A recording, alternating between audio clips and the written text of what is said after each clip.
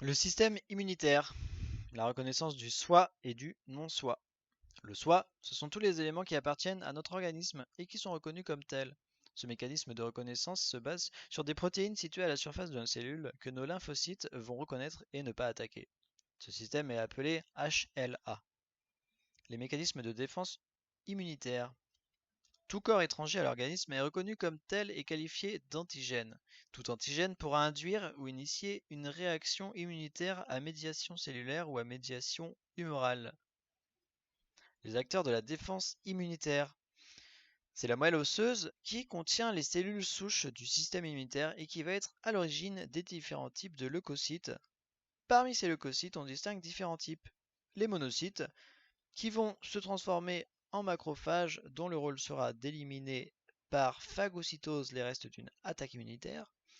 Les lymphocytes B qui vont se transformer en plasmocytes qui vont produire des anticorps. Et les lymphocytes T qui interviennent dans la défense immunitaire à médiation cellulaire. Et la défense immunitaire à médiation humorale, elle fait intervenir les lymphocytes B qui vont reconnaître de façon aléatoire un antigène. Ce lymphocyte B va ensuite être cloné par mitose dans la rate ou dans les chaînes ganglionnaires et se transformer en plasmocytes producteurs d'anticorps. Et ce sont les anticorps qui vont agglutiner et figer l'antigène. La défense immunitaire à médiation cellulaire, l'antigène est reconnu par un lymphocyte T qui vont subir une phase de clonage et va détruire l'antigène en produisant une protéine particulière appelée perforine. Le système immunitaire est l'ensemble des organes et cellules qui participent à la défense de l'organisme contre l'introduction d'éléments étrangers. Les cellules du système immunitaire sont des globules blancs.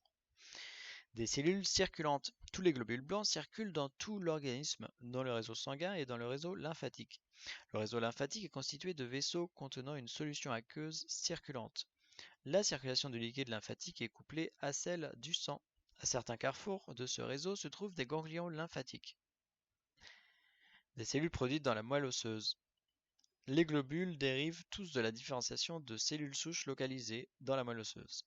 Cette différenciation engendre 4 types cellulaires à l'origine des cellules de l'immunité.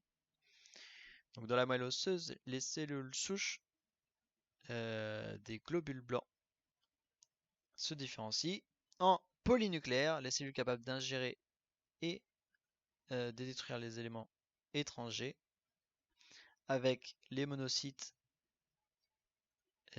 qui sont les macrophages,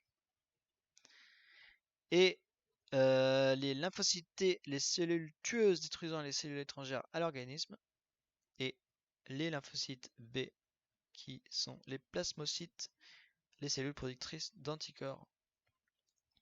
Dans les organes du système immunitaire, on a donc le thymus, le lieu de maturation des lymphocytes T, ils acquièrent leur caractère propre. La moelle osseuse, la production de cellules immunitaires. Les ganglions lymphatiques et la rate qui sont le lieu de recherche d'antigènes et de cellules immunitaires, le lieu d'interaction entre les cellules immunitaires donc. Et le réseau lymphatique raccordé à la circulation sanguine, la circulation de lymphocytes et d'anticorps.